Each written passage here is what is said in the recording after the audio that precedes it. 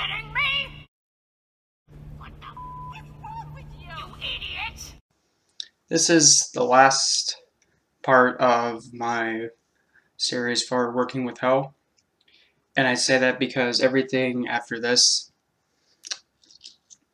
the only thing that I can do is actually share like what workings and spell rituals or like devotionals that I've done and I still do for her. I mean, I can demonstrate those if you guys want to see how that goes, and it's different.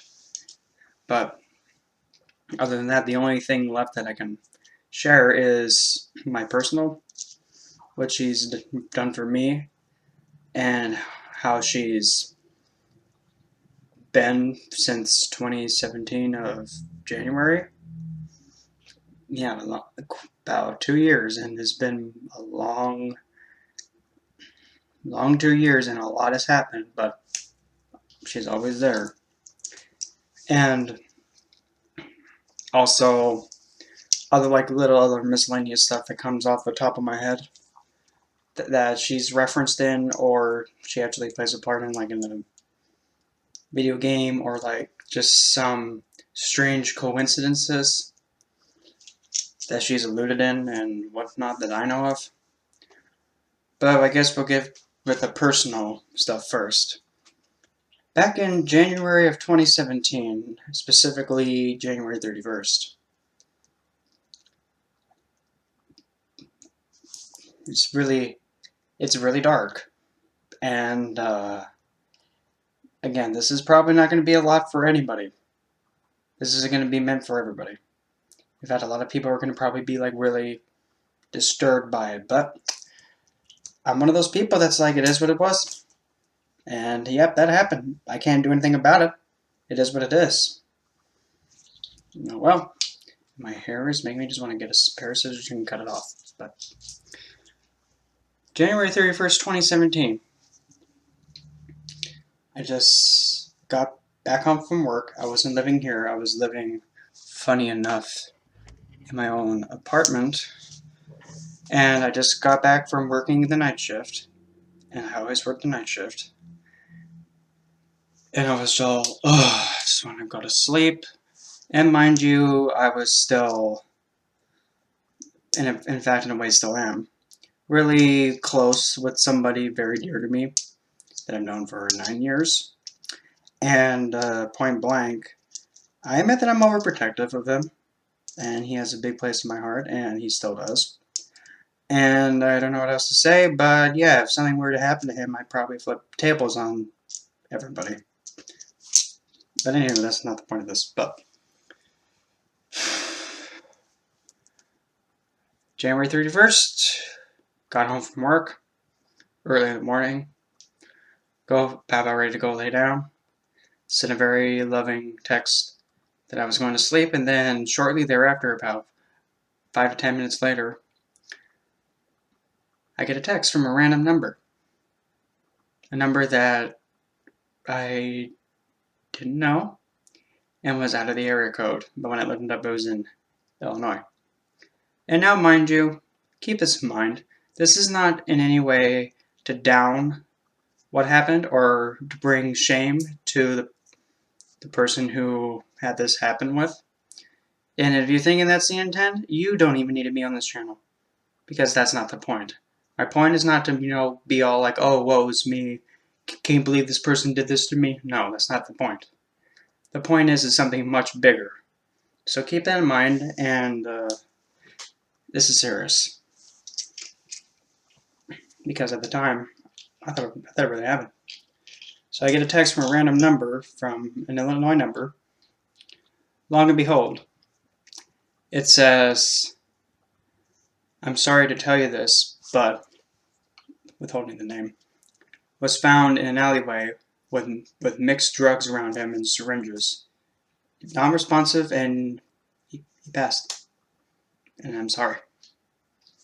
I looked at that text message for about 5 minutes, blankly, trying to process, what did I just read?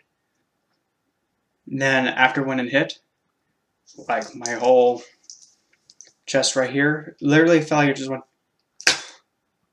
like it shattered within. Dropped my phone and just stood there like this.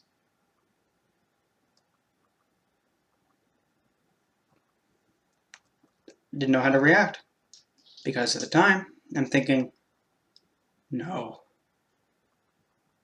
this can't be happening. He's dead. And once I snapped out of that, I called my grandmother and my mother and let them know what happened. Grandmother came down trying to calm me down and whatnot. But as soon as I played it off that I was alright, which I was not okay, she left, and then I called into work and I took a week off. And then this is where it's getting dark. When she left, blocked out all the windows, blocked in any way of light to come in, purposely made the whole apartment dark, unplugged anything that drew light in of any kind, locked the door, the front door, locked all the windows, pretty much made it there is no way anyone can come in, and there's no way anyone can see or any kind of light to come in at all. The whole apartment was black, which is a one bedroom, one bath, and a living room, no side kitchen. As soon as I locked the door, I turned around into the complete dark, can't see anything at all, and I went mad. I lost my grip on reality. That's when I just started screaming and yelling and just losing myself. Pretty much, I just started throwing myself against the wall, self-harming myself in any way possible, and just completely destroyed myself. And just kept screaming and yelling, "You failed him. You really weren't giving your best. If you did love him, this wouldn't have happened. You didn't try hard enough. What kind of man are you for actually not really giving your all to someone?" Oh boy. And the list goes on and on and on and on. About just so many things that I was doubting myself over. And I kept doing that to myself nonstop for 6 days. Up until the last day, which was when I was thinking, you know what? I don't need to be here. I feel like I don't have any reason to be here anymore. So I made the choice to go too. So amidst the dark, not knowing what I'm doing, and I can't really see at all, I went down into one of the cupboards, just ruffled around to find a bowl of some kind, put it on top of the counter, and just grabbed whatever I could from the refrigerator, which I unplugged, so it's hot and gross in there. Grabbed anything that was a fluid from underneath the sinks and just put everything into one bowl and looked at it, took a turn, and thought, okay, I'm just going to go for it. I don't need to be here. But before I lifted it, I passed out. When I awoke, back like this, like face backwards on the floor, I lifted my head a little bit and I saw it over there, like the bowl, and there was still some of it left. I kind of like pushed myself over and I started crawling towards it to grab it. And then we cue the shrieking as loud as a jet plane to both sides of the ears, screaming, "Get the fuck up or you're going to really die." Then there she was. Looked up, saw her looking right back down at me. Not actually dressed like that, but one side was alive and the other was dead. One side was very beautiful, and the other side, her hair was all knotted. you could see like bone and brain matter just all throughout her there. Her hair was all knotted and covered in dried blood. Her jaw was like cracked down one way, and she didn't have this part. It was only like hanging down that side. Tears of blood were coming out of this, and there was no eye on that side. Her arm was like it was normal, straight like that. On the dead side, it was. See if I can actually do it. It was kind of like that, crooked and dislocated, and her leg was like the knee, instead of bending like an L shape, it was actually pointed out straight and then cracked to the right. And her ankle was going the opposing way, and the bone was protruding out of decaying flesh on it too. And I was just looking up, and it felt like forever. And before I knew it, that arm of hers that was broken and dislocated like that, it went, and it just like reached out towards me. And mind you, when that was going like, when her arm was going like that, I thought for sure I was hearing like a bunch of shrieking and crying and just human screaming in pain as it was cracking and coming towards. And she held out her dead side arm. Without hesitation, I just grabbed it. When it was there, just grabbed it. And then that's when she got me to stand back up and stop me from attempting suicide. I took a big, deep breath. And then I just accepted, you know, even though he is gone now, I won't ever forget him, and I'll always remember how much he meant to me, and I'll never forget how lucky I was to have actually had a wish of mine granted.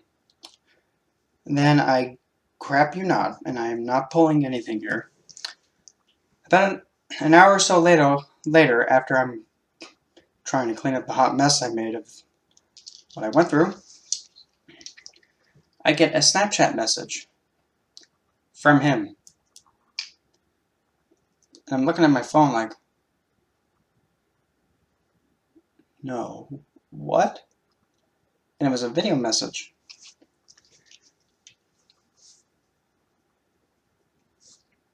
I opened that thing up as fast as I could, hit play, saw him alive, smiling and saying, "Hey, I'm okay. I'm safe. Everything's okay. I'm alright.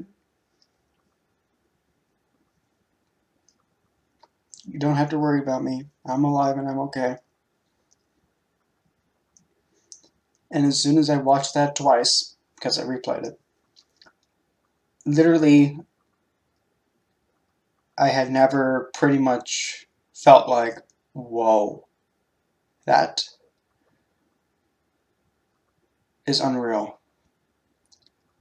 Because in reality, to put it this way, she stopped me from a vain death.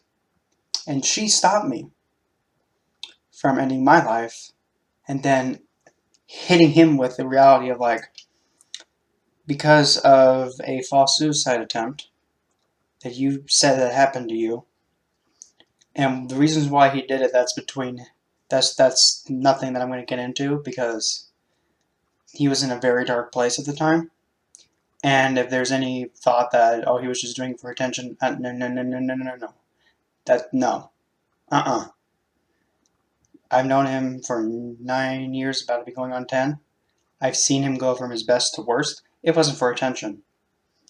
I know, it wasn't. So if anyone's going to believe it was just for attention or just to get a rise out of me, because trust me, I will fight for it. And I will say, hey, you know what? Here's the facts. And then you're going to look stupid. I don't mean to get like that aggressive about it, but it's just, I mean, I've had people say that to me, and I've literally torn them a new one, saying, what would you do if you were in your darkest point and you didn't know if you had anybody to care about you? For real though, but that's what I'm saying. So she stopped me from a vain death, stopped me from ending something, and then making him realize that in a way he indirectly killed me. and then he would have to live for the rest of his life, knowing that I was gone because of him. And she stopped it, all on her own. Never even interacted with her before then. So, because of that, and after the realization hit, I started researching who this woman was. And after I found out who it was, without really knowing her that well, I went and I printed out an image of her, put her on the wall, and then I looked right at it saying, you know what? I don't know who you are yet, but because you made the choice to stand up for me when I couldn't stand up for myself, and also choosing to not only protect and safeguard me, but also to ensure that nothing bad would happen to someone, that is when I pretty much bestowed her as my matron goddess, right there. Because I felt, since she made the choice on her own to stop something tragic from really happening, I felt the only best way to do to give back to her is just vow to devote. Sorry about that. One of my stones dropped out of my hands. But that's when I devoted. And for 2 years since then, she's been my matron goddess. I haven't stuck with her and strictly devoted. And I have not dropped her at all. Because I cannot, and I refuse to. Because she saved my life. But most importantly, prevented that person very close to me to endure the worst thing that you could ever know, that you were part of someone's death. And that person pretty much gave everything and sacrificed so much for you so that way you would have something to eat or just have as much comfort as possible. So, that explains it right there. Throughout the years, though, what she's also done for me, besides sticking up for myself when I can't even do it myself, whenever there's been an incident where I could not handle or wasn't ready to handle, she has come through and actually combated whatever was coming at me and really told it to piss it. Even with the same person, when he was not at his best still yet, he was getting into the occult practice and just starting to get into it. I don't know what possessed him to think this was a good idea. He was curious just to see what would it be to toss some kind of evil eye or whatever kind of working towards me while I wasn't paying attention. Because I was playing Skyrim. I'm just playing, minding my own business. And then I see him at the corner of my eye trying to do something. I'm like, okay. He's just in his own little spot right now. Just leave him be. If he needs something, he'll let you know. Or if I need to do something, just go up there and help him. And then all of a sudden, I just felt that he just pushed something towards me. Mid-game, out of nowhere, I'm not even really paying attention anymore. This hand just goes, completely slaps behind me, unexpectedly, out of nowhere. Just okay, I don't know what that was all about. I don't even know why I did that. And then I just felt myself turn, facing him, looking at him right in the eyes. And then that's when she came through and said, gentle and soft, and then screamed, "Now why are you attacking?" Then that's when she screamed, "The one who's put up with all your bullshit!" And she screamed that loud right at him, with daggers in his eyes. And he sat there paralyzed for 5 minutes, And then when I came to him, don't tell me. But I mean, I'm not even feeling any kind of banefulness towards him because it's just, I understood and I understand all that's happened to him, and it's not fair to him to have him lose someone over something he couldn't help. That's not right. As time went on, she still has always been there watching out for me, and even when I'm in a position where I don't feel well, she says, "Hey, you don't feel well? Oh, that's just too bad. Get stand up. Come on." I remember when I was living with my mother at the time, I was in my room and I got up to walk and go and get something from the fridge, and I just felt this sucker punch to the stomach, like, oh god, ugh. I'm on the ground. I'm like, oh god, please make this stop. Mm-hmm. And then, well, came in and was like, what are you doing? My stomach really hurts. Ugh. Well, then get up and get something to make it stop. Then why are you just rolling around and not fixing the problem while you're just acknowledging it? And then I just responded with, but it hurts. And she said, okay, and what's your point? Just you screaming it hurts ain't going to fix it now, is it? And, her hounding me got me to stand up and actually get some carbonated water and drink it. And that took care of it. I said, oh, I feel better. And she said, well, no, shit. Dummy. At least to me, that's how she interacts with me. Because to me, she's someone who wants to ensure that I'm doing what I'm supposed to be doing for my highest good and what's going to make me feel most fulfilled. And she knows. And that's what she's meant to do. She's meant to be here to tell you if you're doing what you need to do, or, whack you one and say, hey, you're not doing what you're supposed to be doing to make you happy. Why are you not doing it? There's no excuses. If you keep not doing it, I'm going to become more apparent, and I'm going to start really making sure you can't sleep. Let's see what else has she done. As well, she's also done this. I'm just driving from like the outside mall here on the highway back to town. And I'm driving, and then this SUV next to me decides to get over to the left a little, too close, and almost run me off the road. While I'm driving, I'm noticing, like, oh, don't you freaking say so. My car, which is a little Chevy's little Spark, don't make fun of it because I'll give you the specs why not to. I'm just in a little car, and this thing decided to go, like almost run me off the road. Like, oh, great. A split second later, the SUV Suburban thing gets pushed, like shoved, away from my car. And I'm like, oh, I'm not surprised. And then when I speed up to get past this lunatic, I look over, and then this woman's all like, she's like terrorized and in terror. Like, what just happened? I don't know what that was, but oh. And I already know who it was. And as soon as I got home, I sat down and I just thought, thank you for that, Hal. I'm just so grateful for you. And she said, well,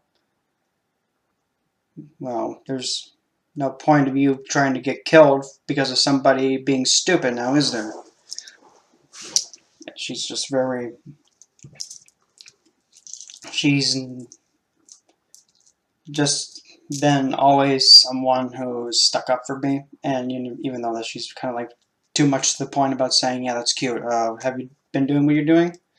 Or probably the thing that a lot of people get really like questioned about is that whenever I try and offer her something or give her gratitude of some kind, she goes, okay, that's cute and all. What about you? Are you doing what you need to do?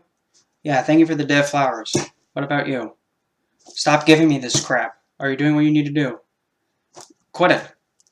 You doing what you need to do? Good. No? But it's true. She's one of those rare deities that if you keep giving her stuff, she's just gonna just be all, are you gonna stop this? Are you done with this stuff? Because for real, quit it. You want me to be happy? Do what you need to do. Do what's gonna make you happy. Then that'll make me feel fulfilled. And that'll make me actually really pleased with you. Just giving me stuff ain't gonna do crap. And she's cutthroat about that.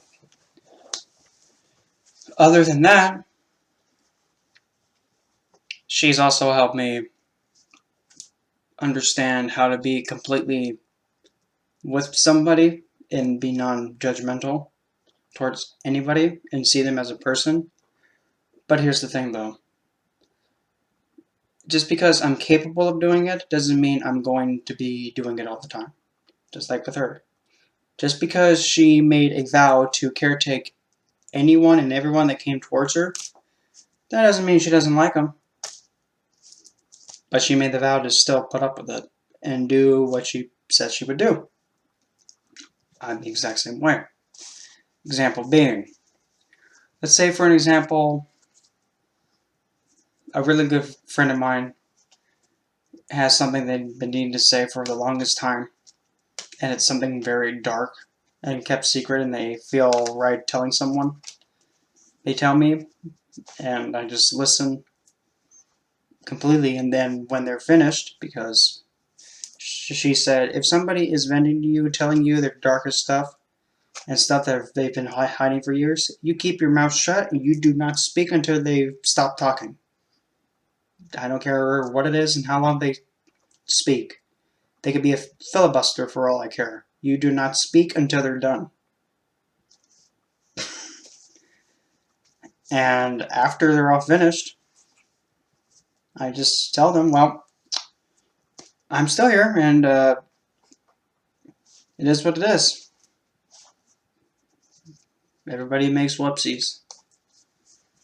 But now when it comes to somebody who I am not really fond of, and I make it pretty well known that stay away from me, and there's quite a few individuals that I can name off the top of my head, but I'm not going to because they're going to feel, oh, I've been targeted.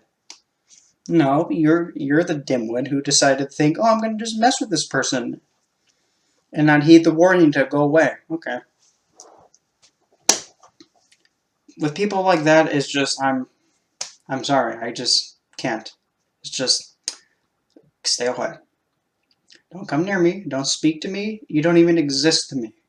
Because all you've seemed to have done whenever you've come close to me is wreak havoc. Want nothing to do with you, and if you get pushed off a cliff, oh, I got pushed off a cliff. Oh, darn. But, moving on to the other parts of this. In terms of references, she is in Hellblade Senua's Sacrifice as the main antagonist, but I understand the point of why she was put in the antagonist role, but it's just, I cannot ever see her as an antagonist. And I gotta give Ninja Theory credit, because they did a remarkable job with her. Like, for real. They depicted her very well. And the message of the game, it was just so odd, because it just somehow was similar to the incident with me, but at the end of the game, it's odd because when, she stopped me from ending myself, and I pretty much accepted it. I would never even attempt to go swinging at her. No. Because I'm not going to go and try and attack and harm or swing at a being that stood up for me when I couldn't even do it for myself, and done something that, yeah, it's pretty much near impossible to pay back. Yeah, I'm not swinging at her. See, she's also in Smite. Like, has actually one of the first playable gods in Smite. And while somewhat they depicted her alright, the lore, yeah, well, some right yes, some right no. But they got the angry, like the dark side of her, the voice lines and the demeanor. When she gets pissed, that's somewhat accurate of how she sounds. But with the light side, she even says, "Huh, I didn't know I sound like a squeak toy." And she's even mocked like some of the like the skins, like for an example, the newest one, which is like pop punk. She's like, "Oh wow, really?" So I am gonna look like a Lady Gaga reject. Fine.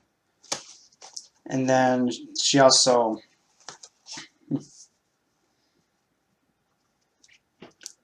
mocks that one that looks like from Zoids. She's like, more mechanical BS. Okay.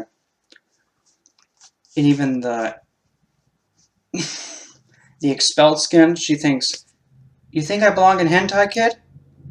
Really? Okay." The order and chaos, she's neutral with it. Angelic and demonic, well, she's just, oh, really? I could definitely not see that one coming. She also, I don't even really think, she's also in Age of Mythology, which is a really old-time computer game in the Norse pantheon, but she's only selectable as a deity you can use, not use, but follow to have their special effects be put into play. And in the Norse pantheon, and if you choose to go down Loki's tree, and if you choose Hell, well, for one, you chose the best one, because when you need to research um, a mythical monster or mythical beast, there it is. Literally. No wait time, there it is. Any myth unit in that game. Because in the game, unless you are going to try and be all cheaty McCheater, it kind of takes some time, to get, units into play. With her, you choose her, there's your Frost Giant, there's your Fire Giant, there's your Mountain Giant. Would you like anything else? 2 more Frost Giants? There you go. She makes units spawn like that. Which is really insane. And I believe her power in that game was Summon Nidhogg, which is the serpent dragon that eats the world tree. Good thing with him is that the only way you're going to hurt him is by ranged and shooting him. If you're on the ground, well, you're going to get burned alive. Can't really think of any other...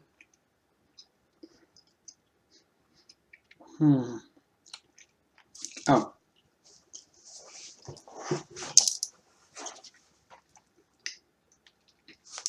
She also is related to a Greek goddess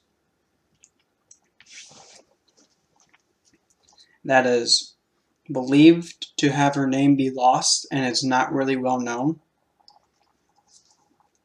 what her real name was because it was so secret and it was really dark.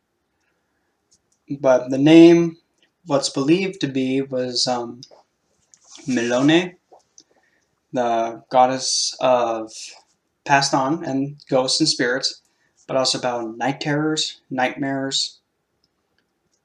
Yeah. And Melone looks somewhat the same concept with her, except one is black and white.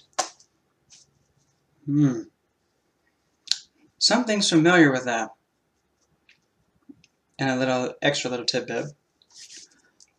When it comes to Melone and Hecate, they are the only 2 goddesses that are wrapped in saffron. Saffron. that expensive spice. Yeah, Melone is the only other Greek divine, besides Hecate, that has a gown of saffron. But what else? What else can we think of here? I mean, there's so much more that I can't seem to recall off the top of my head. There's one other big one.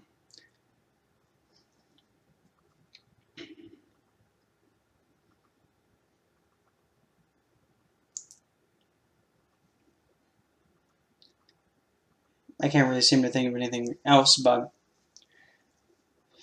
when it comes to like references to like modern day stuff and whatnot, and pretty much what she's done for me since 2017 of January, she has been, and I will stand by this, the most devoted, protective, supportive, honest, and the best divine that exists.